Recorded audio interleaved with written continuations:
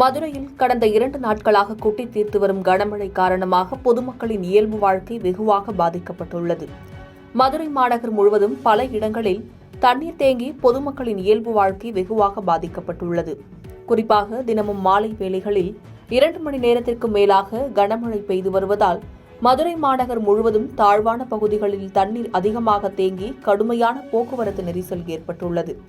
மதுரை மாநகர் பகுதிகளான தல்லாக்குளம், தமுக்கம் மைதானம், அண்ணா பஸ் ஸ்டாண்ட், கோரிப்பாளையம் உள்ளிட்ட பகுதிகளில் கொட்டி தீர்த்த கனமழையால் தாழ்வான பகுதிகளில் மழைநீர் தேங்கி பொதுமக்கள் மற்றும் வாகன ஓட்டிகள் அவதிப்பட்டு வருகின்றனர்.